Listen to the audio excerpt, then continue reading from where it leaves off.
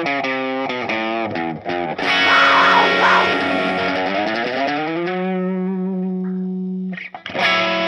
back to this special episode of the Bobcat Weekly Podcast.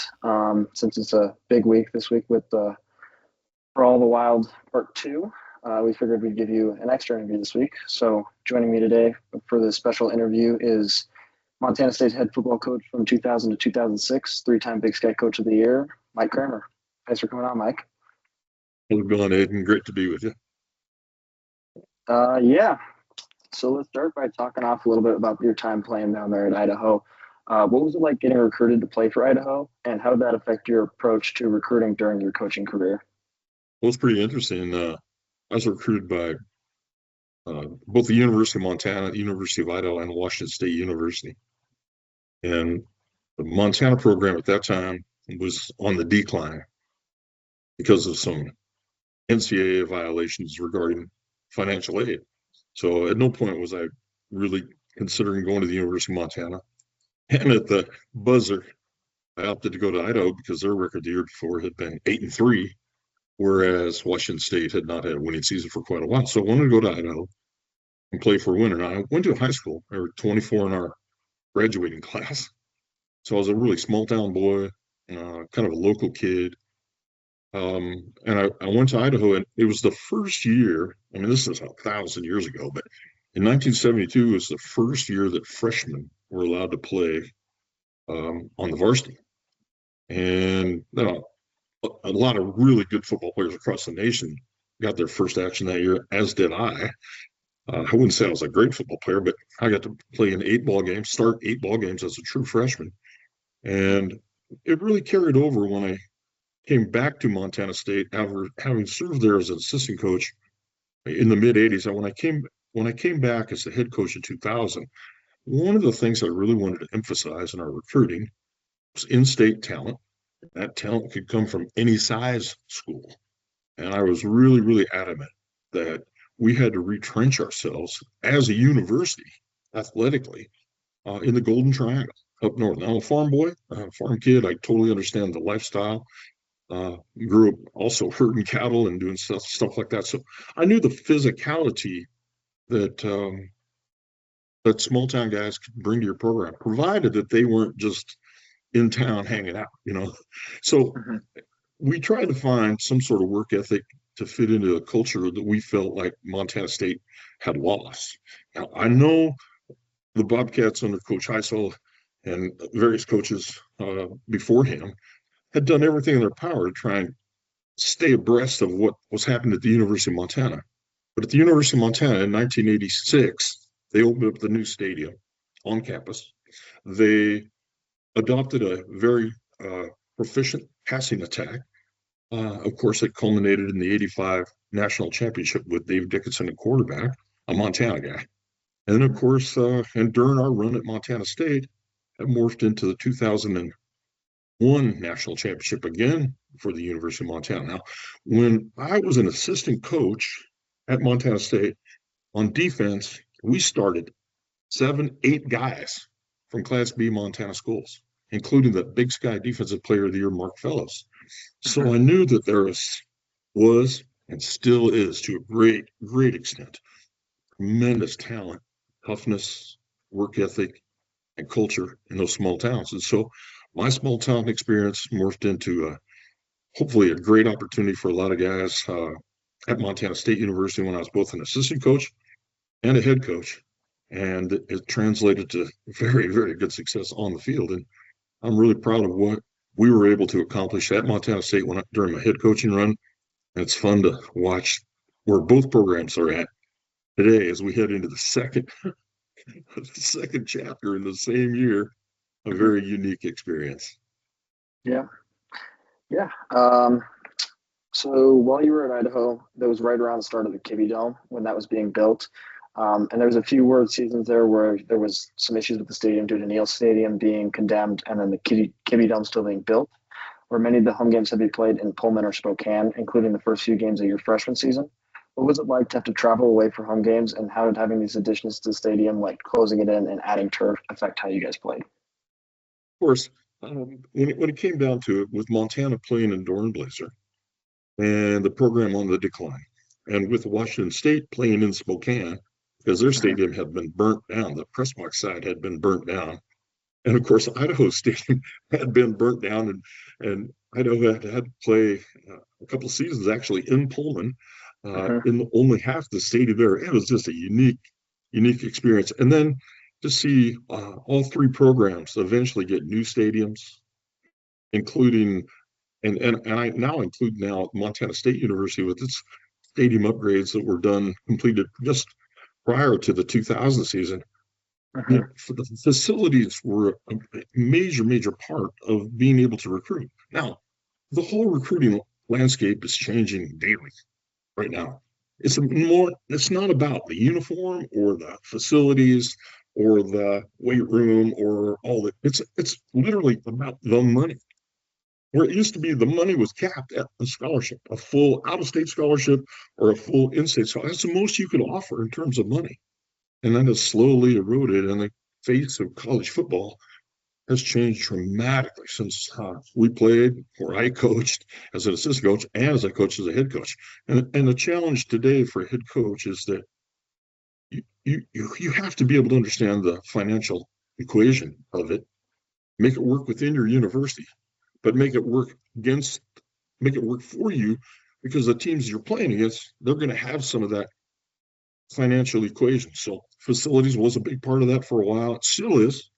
You want to have all the fluff and stuff you can have to make guys want to come and play for you. But they also have to be strong enough and tough enough and willing enough to be able to get on the field and have put enough time in the weight room, in the meeting room, in the classroom academically to be a major part of your program. And I cannot emphasize how proud I am of Coach Vegan and what the Bobcats have been able to do, because academically, the school ranks among the best in the United States. And athletically, those football players, they rank among the best in the United States. So what we have two national powers facing off here on Saturday. Yeah. You talked a lot about how college football has changed, even since you were a coach. How do you think you would approach coaching college football today with like recruiting, with the transfer portal and the introduction of NIL and all that stuff? Believe me, well, first of all, you see a lot of the big programs, the division, the FBS teams, the full football bowl subdivision teams, adding general managers, adding administrative staff that can oversee a lot of the off-field importances that you have to make sure that you're aware of. You can't just coach your team now. You can't just develop players. You can't just make sure they're academic. You can't just help and guide them from their high school or junior college days into becoming a four-year college athlete and student. You have to be able to find a way to reach to them. And in a lot of cases, some of that's financial. Now, when you go to recruit a guy, you sit on his couch and you tell his parents, "I'm going to take care of you." You now also better take your wallet with you. I mean, you better have a way by which you're going to say, "Hey, look, we're not only going to give you a scholarship, we're going to give you cost of attendance, which exceeds what a scholarship used to be worth." And in some cases, you're going to say, "Okay, you're going to be worth 100,000, or you're going to be worth 200,000, or you're going to be worth 300,000." And the parents probably have a representative sitting there with them, maybe an agent. But in the NFL, all the agents are certified by the league. In college athletics, it's anybody. I mean, it could be anybody. And they would say, "Oh, well, sorry, Mike, we think our son, or Caleb here, is worth 500,000 a year." And you say, "Okay, well, I'll see what I can do." So the other thing that's happened is that since COVID, and since a lot of the restrictions on recruiting and transferring have changed, now not only are you recruiting new guys to your program, you continue to recruit the program you already have. So you have to recruit every guy, every day, all the time. And you know what? I think we did that to a certain degree in years past.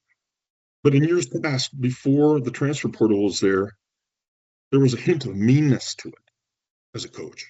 And you were making demands, and you knew what an opportunity was in front of that student athlete.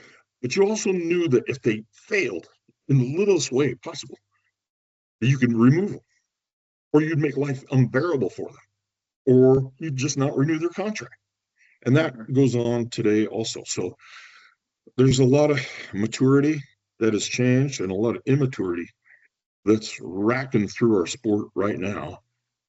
But I do have to say, knowing both coaching staffs very well, that does not ring here. Not in Bozeman, and certainly not in Missoula. So I'm pretty proud of the way both head coaches run their program, and I think everybody should be really proud of the product they're going to see again on Saturday. Yeah. Yeah. So obviously you've coached on multiple good Montana State teams. What was it like being a part of that 1984 championship team, and how is this year's team similar and or different from that 1984 team? First of all, in 84 should have been the year that we won the lottery. We won 10 of our 12 games by coming from behind. We actually opened the season we were behind by 7 points to Mesa State out of Colorado, and we were 1-10 the year before. And I'll tell you what, there was a momentary feeling after they took the lead. They ran an interception back for a touchdown. That same sinking feeling it got hold of me. We rallied, won the game. Then we lost at Eastern Washington. Then we won a game, and then we lost to Idaho State. We were 2-2. It's 1st October. Who thought we were going to be the national champions? Nobody. And every game thereafter, it was a dogfight, except for the NAU game, which was the last home game we had that season. Every game was a dogfight. I mean, Rhode Island in the semifinals, it took an interception return by Joe Roberts to propel us into the national championship. And in fact, when we went to Charleston, South Carolina to play for the national championship, that was almost easier than the playoff games of the season had been. So that was really a fun thing for us to do. And as I mentioned here a little bit before, the cool thing was on defense. I think 8 or 9 of the 11 starters stayed healthy, knock on wood. And those kids were all from Montana. And it showed me that this can work. And as the years went by, people say, oh, no, you're going to have this transfer guy or this guy, you're going to have this and that. Well, I'm not sure. I'm not real sure about any of that because maybe the best running back in the league is Adam Jones out of Missoula. I mean, he's really, really a good player. It reminds me a lot of Christian McCaffrey. And same thing for the Grizzlies. They've got several players that are really playing well from the state of Montana. And that's why I love how this competition between these two schools has risen to such a high, prodigious level, and how it evoked maybe the greatness of our state of Montana. Yeah. So obviously you've been a part of some big playoff games before as a head coach with your time here in the early 2000s and that long run you had with Eastern Washington in 97. How do you approach these big playoff games as a coach differently than as opposed to a normal regular season game? Well, you try not to change your schedule. You try not to try not to do anything really, really different. We had a really nice run in 97. We played all of our games at home, but we were also witness something that was pretty unbelievable. Youngstown State beat us in the semifinals in Spokane in front of a huge crowd. And they went on to win the national title, and they played all 4 games on the road. People don't realize how hard that can possibly be.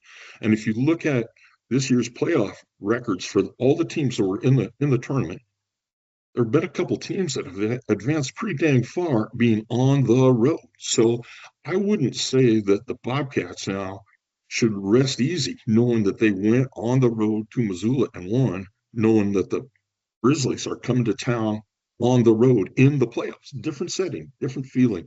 It's not the one in time of the year. This is now something bigger than just the rivalry. And that's why I think this is so unique and so fun. Yeah.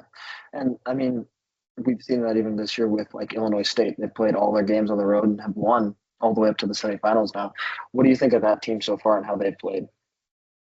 I've watched them pretty close because their defensive coordinator was an assistant coach at Washington State University when I spent a year there in 2010. And their defense is really, really, really playing well. But they still now have to go to Villanova, and we'll see how that goes. I actually played a game at Villanova back in 1974. How about that? But Villanova has a newer stadium, and they've done a really nice job. And their win over Tarleton State was something. So anyway, I think Illinois State is doing a really, really nice job. Whereas on the other side of the bracket, here's Montana and Montana State, the two highest surviving members of the bracket, facing off for a shot at the All the Marbles. Yeah. Yeah. And I mean, yeah, I forgot what I was going to say there. So obviously you've coached on the Brawl a while before. How is this game different from a coaching perspective? And how is it different from the other rivalries that you've coached / played in? Well, this thing has always been, to me, it's always been pretty equal in so many respects, but it always comes back to quarterback play. Can your quarterback manage the game well enough for each team to allow its strengths, which are his offensive and defensive lines, to be able to lay down their mantra, lay down their belief. So yeah, we say it's going to be won and lost in the front. That's not. It's going to be won and lost at quarterback. And both these quarterbacks, wow, have had exceptional years. Justin's played outstanding, and Keeley is, he's born and bred to do this. So there's so many other sub stories to this whole game, but it comes back to there's something after this game for one team, and there's nothing after this for the other team. And who's that going to be, and how does that play out? It won't diminish the year, but it certainly will leave a lasting, indelible print on the psyche of each school, each coach and staff, and all the players associated with it. Yeah. How would you say that this rivalry, how's it different as a coach, like as opposed to, say, the Apple Cup or Idaho at Montana? It's totally different. It's we see all the stuff, Alabama, Auburn, Georgia Tech, in the South where football is as big as a religion. Mm-hmm. In the West, we don't have that type of animosity towards each other, except in this one. In the West, throughout the West, Washington State's not the same. Oregon State's not the same. Cal Stanford's not the same. SC, UCLA, they're not the same. This is personal. And it's vicious, and the fans are about it. The grade school kids on each side are about it. So it's not just 60 minutes of football.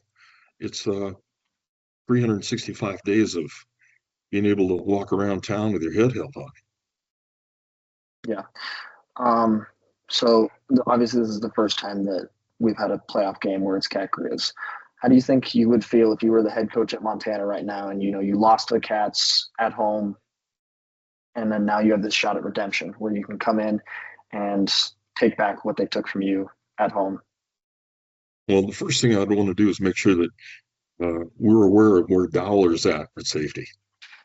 I mean, he's really had a nice year, and he has a good presence for the ball. It reminds me a lot of Kane Ione, who's the defensive coordinator at the University of Nevada, who was such a great heady player for us when I was at Montana State. The other thing I'd want to do is I want to make sure that we're going to stay balanced. We're not going to let our quarterback have to be the guy or be the reason we win. We want to be able to allow Gilman to be able to get outside, and we want to not give up on the run too soon. That would be my approach. Yeah, I think that's a pretty solid approach right there. Similar to that, when you're coaching a team, what do you feel like is the most important factors when it comes to leading your team to success? And how do you see those factors in this year's Bobcat team? It's an easy one to answer because think you've seen it every game this year. You watch Brent Vegan, and it's just a sense of calmness, a sense of appropriateness, and a sense of being prepared for the moment. So, Brent's not calling plays. He's not running the defense, and he's certainly not, bossing the kick teams around. He's got his thumb on everything, and he's practiced at what he's done. He's become an excellent, excellent head coach, and he's an excellent leader of the program. And that's kind of what coaches today have to be able to mimic, because then you never set yourself up for exploitation. Then somebody doesn't have a video of you barking at a guy or grabbing a guy by the face mask or yelling at a guy. And who knows, really what goes on inside the Bobcat locker room before the game, during the game, or at halftime, and then after the game. Whatever it is, he's found a way to have his guys play with confidence, not arrogance. He's found a way to guys play physical, but not cheap. And he's found a way for them to be productive, not necessarily flashy. So the combination of those three things have made him, one of the preeminent coaches in Big Sky football history. Yeah, definitely. So a lot of people talk about how Brent Vegan, he coached Josh Allen. How do you feel like coaching players that have gone on to be big players at the professional level, like Dane Fletcher, Travis Lulay for you? How do you feel like that impacts you as a coach, and how is coaching them different from coaching, say, any other player? No, I think we coach them all the same. You coach every walk-on as well as you coach your highest recruit. Not your highest recruit, your most valued recruit, I guess you'd say that. You have to, because if you show favoritism, then what you lose your locker room. And you never really know as a coach in your locker room who's the king when you're not there. And every locker room has a king. It's got a court, and it's got the guys that follow the king in his court. And I think that if you have handled it right and you have the right kind of characters on your team, how good are they when you're not looking? What are they saying to each other when you're not talking to them? And both these teams come into the game on Saturday with tremendous locker room presence. Oh, and that's as valuable as anything, because let's contrast coaching at Eastern Washington, where we had success, at Montana State, where we had really good success, and at Idaho State, where we had 1 year of success. I feel like, having looked back on it now, almost 10 years from coaching my last team, that I don't think we ever really had the great locker rooms that we had at those other two schools. And that is exemplified by how long it's taken Idaho State to try and get on its feet versus Montana State or versus Montana. And maybe the demise of a program, i.e. Eastern Washington, how they've fallen away from the national limelight. Maybe it's not the coaching, it's the locker room. Yeah. You brought up Idaho State. How do you feel about this year's team? Kind of going off on a tangent here, but they've had a pretty decent season, in my opinion. They've hung with a lot of good teams. They beat UC Davis. They probably could have beaten the Grizz at the end of that game there. How do you feel about this year's team and what they've accomplished as a whole? Well, number one, it's awful hard to build a defensive legacy when you don't have one to stand on. In the early 2000s, when Jared Allen played at Idaho State was a force to be reckoned with, especially on defense. Well, over the years, that defense has eroded. And you can look at the defensive stats for the last 25 years in the conference and not find Idaho State on or near the top in any one of the defensive categories. And this year, they finally started to play a little bit of defense, and not quite enough to be able to propel themselves into the playoffs, but propel themselves to at least 6 wins. And that's impressive. So I like what their coaching staff is doing, especially on defense. Yeah.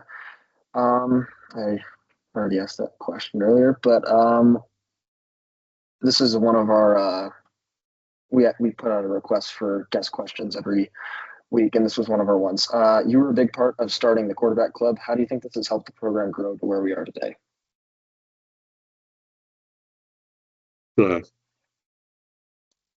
you say that that's a really interesting question, because it took money to be able to afford certain things inside of our program that we needed. Video equipment, per se, at that time, we didn't have much fan support. We weren't playing in front of big crowds. So as an athletic department, we were generating a whole lot of income. And our budget was just not going to be conducive for us to be able to be on the road traveling, to be able to recruit the players we thought were going to be necessary, bring into our program. There's just no way. And finally, when we tipped over 1,000 members at $1,000 per, and we had $100,000, or 100 members at $1,000. So we had 100,000. We finally could feel it in the program. We dressed better on the field. We had better equipment. We had better teaching tools to be able to work with our team. And also we were able to attract recruits into our program because they saw how much better things we had or were available versus what had happened to the MSU coaches before us. So it's great to see the quarterback club continue to rise, to give support, and especially those early members, because remember, I went 0-11. They kept giving, and I'm eternally grateful for what they have done. And I always said, not I, it's all been we, us, and we. Yeah. So when you came back to Montana State, what was it like coming back to, after leading in 86, what was it like to come back and take this program and propel it into what it became, where we broke the streak? We had that good playoff run in, I think it was 2000. I can't remember the year off the top of my head, but what was it like coming back? Our first playoff game was in 2002. After we had beaten the Grizzlies in Missoula, we went down to Louisiana and played at McNeese State. And it was an eye-opening experience because a lot of quarterback club guys went on that trip and they saw how McNeese State welcomed us and partied with us and viciously. We played in a great football team that went on to play for the national. I don't know if they won it, but I know they went pretty deep into the playoffs, and they were really good, and their fans were really good to us. And we came back with a lot of ideas that you see every day now, every time the Bobcats play a home game, in terms of tailgating and having fun at the stadium. Yeah. How do you feel like those advancements that have come over the years have helped grow the program and make us the team that we are today, where we're actually being a playoff contender? You know, we're in it every year, and we're one of those names that's talked about with the national championship every year. Well, when we first got there, what we noticed was that there wasn't any fun. I mean, the game was the game, and we were competing. And it took a certain mindset and a certain jaw set. But there was no fun involved. I mean, there was nothing going on around the stadium. Tailgating was not very good. And, there was a lot of grumbling. And after we came back from McNeese State, our fans started to turn it into a more fun event on Saturday. And you have to win. You have to be successful. And coaches after coaches after coaches at Montana State have found ways to win, be successful, and make it important in the state of Montana. I mean, there's no pro football near us. There's no NBA. And football is a sport that it identifies Montana people, men and women, identify with football until that's required to be able to play the sport. So I'm pretty proud of the fact that what we have around the stadium today is indicative how important the event is, not just the outcome. And that's a really good process, and it was fun to be a part of the growth of that. And I'm really, really happy the Bobcats have been able to maintain it. Yeah. How do you feel like that, all that growth that we've had with not just the football facilities, but also with just the whole fan experience and everything? I mean, paving the parking lot, building all this new stuff that helps with the experience of the fan. How do you think that has helped our growth into being one of the most hostile places to play in the FCS and helping with that home field advantage? Well, the one thing Montana State fans have is they don't have any paint receptacles when it comes to weather. Wind, rain, snow, they're coming. And Whereas the amenities around the stadium, now including the indoor practice facility, have made it possible by which the university can take the event and turn it into something that is an event, not just a contest. And I think that was the important part of it. The example you would have is if you went to the University of Oregon in, say, the mid 1980s. Oregon was okay. They played a lot of good games. They're up and down. But now when you go to an Oregon game, oh my goodness, all around the stadium and in the practice facility, what they do for their fans is just amazing. And those fans are willing to spend lots and lots and lots of money for season tickets to be able to go into the practice facility and have the biggest indoor tailgate in the United States. So I hope MSU can emulate that and use that to their advantage, because that practice facility, which is right outside the door of the stadium, is a prime location that could really just continue to swell the crowds in terms of making an event, not a contest. Yeah, and I mean we saw that. I went down there for the Oregon game this year, and we saw that big old practice facility, and that thing is it's huge and it's packed to the brim, and they got TVs all on the side and stuff. Um, do you think that that's something that possibly our university could pursue, or do you think that that would cause an issue with, everyone is going to still want to tailgate outside, or do you think that's something that would be possible for our university? Well, I don't think everybody wants to go inside and tailgate. No. I think they want to go outside and have their own party and do some stuff too. I mean, as long as you allow variability in your event without restriction. I mean, you got safety. I mean, you have to have safety, you have to have protocols, and you have to be able to have a mature opportunity, and you also have a great opportunity for kids. I think being able to get young kids into that stadium as much as possible is as important as having adults in there that coming in with their $1,000 a year booster benefit or whatever. So getting as many families to games still is a critical point and a critical part of the success the Bobcats are having. Yeah. How do you feel like getting those younger fans into games? How do you feel like that impacts the in-state recruiting battle and getting, those recruits to decide between Montana or Montana State? I remember when we began um, trying to rise the program in the early 2000s, there were entire classes of grade school kids who would be shamed if they wore anything Bobcat, whether it would be in Billings or Great Falls or Shoto or Frenchtown or Darby or out in eastern Montana and Plentywood. You wore Bobcat gear, you were going to get picked on because you were part of a program that couldn't win its own in-state acceptance. Mm-hmm. So I love to see the balance between the two schools in terms of the success in this rivalry, because it gives, first of all, it gives all the statewide vendors an opportunity to sell gear from both sides. Mm-hmm. And kids go into grade school, especially grade school kids, boys and girls. They can say, "Hey, I'm a Bobcat," or "I'm a Grizzly," or "I just love football." There isn't such a stigma attached to it that there was in the early 2000s. So winning those games is important, so the young kids could have a chance of walking around in their own town with a little bit of pride. Yeah, definitely. So you were around right at the start of the Great Divide Trophy in 2001. What was it like? Did you have any say in how that was being developed? Did you know about it before it came out? What was the whole idea with that coming out?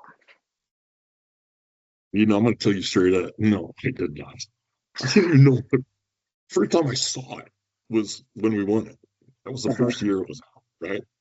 I was like, well, why are we going to put this thing? I like the trophy. It weighs a lot, and it's emblematic of, I guess, of how heavy this contest can be. But regardless of that trophy, and the nickname they gave to Cat Grizz, the Brawl of Wild. Okay, I get it. It should be trademarked, but you can call it whatever you want. But to us that have been around for a long time, you can see I've been around for a long time. So call it Cat Grizz. Yeah. Yeah, definitely. So what was I going to look at here next? So overall, what are you looking for in this game tomorrow? If you're from both schools, what are you going to look for in this game? Well, first of all, I don't know if either team has an advantage on kick teams.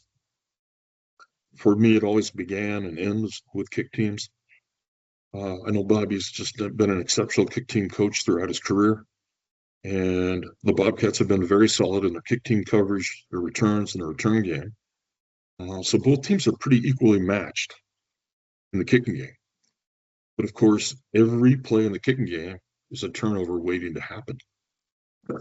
So again, if the kick teams can hold the fort on each side, then it comes down to who can run the ball better. Because everybody's going to throw. You can't stop it. The rules are in favor of the passing game. Passing game is going to be proficient. But who can run the ball better and who can defend the run better will be the determinant outcome. And I think that's been a story of both these teams. Just these throughout recent history has been who can run the ball and who can run it well. Um, so if you're coaching this game, there's a lot of talk back and forth about whether, oh, do you want the ball first so then you can go out and score and build up that momentum, or do you want the ball in the second half so you have that ball coming out and you can build up momentum in the second half? If you're a coach in this game, would you rather have the ball first or second? My head coach on the first drive of the second half, having the ball is abysmal. I think in over 25 years of being a head coach, I think we only scored one touchdown in the second half, gaining the ball after deferring in the first half. So I would never defer. If we win the toss, we're taking the ball. I think that's especially in this game where you're going to be your momentum's going to play such a key with the energy in the stadium and how everything's going to go. And with Bobcat Stadium, where everyone does kind of leave at halftime, so you're kind of empty right there at the start of the second half. Um, yeah, I think that would be a pretty solid thing to have for the start of the game. Um, yeah, how do you think that this game is going to overall? How do you feel like this game in recent years? Obviously, both schools are very good schools. How do you feel like this game is going to impact the in-state recruiting battle for years to come to see who can become the more dominant program and be that 90s Montana? I don't think uh, I don't think this game will go as far as winning recruiting battles as the overall importance of the relationship between the coaching staff and the in-state recruits. Mm-hmm. And to do that, you've got to have great summer camps. You've got to be able to get younger high school guys, whether they be recruits or not, on your campus as soon as you can, as many times as you can. And you need to show them the best light that you can show them so they are attracted to your program. I mean, it's pretty awesome to have Adam Jones from Missoula be one of the best football players for Montana State. And the same thing has happened years and years for the Grizzlies, where they've had kids from Bozeman be great football players for them in Missoula. So to me, it's just a matter of using this game not to crow or thump your own chest, but to be able to say, hey, we have got a good school and it's a good place to go and we'll take good care of you. That's more important than saying, oh, well, we beat them twice in 1 year or we beat them 16 years in a row. What has to happen in state is that your parents have got to think that this is a good place for you to go to school. Mm-hmm. Yeah. So what we've seen a lot with these in these coming days, obviously tickets sold out before they even got to the general public. How do you feel like that environment is going to be, to play in overall? I mean, do you think there's going to be a pretty good mix of Grizz fans in there? Do you think it's going to be pretty much mostly Cat fans with the exception of those few Grizz fans that were able to either have friends that have season tickets or have got some from the allotment that Montana got? How do you feel like that's going to play into how our environment's going to be on Saturday? I think the environment will be important for just a few guys. Most of the guys know that it's between the stripes. Most guys, we would always tell our teams, keep your eyes out of the stands. Don't look in the stands. Don't look in the stands. You can look at the scoreboard, but don't look in the stands. Don't try to pick anybody out. Don't listen to anybody. Don't hear anybody. Listen to us and focus on what your job is. Keep your eyes up and your head up, looking for what you need to see to tell your body what to do and how to do it. The fans don't do that for you. They don't have any part of this. And this game would be a great game to watch if nobody came to the stadium. I mean, nobody. I think it would be sometime we should do something like that. Say, okay, look, the Bobcats and the Grizzlies are going to play, and no fans.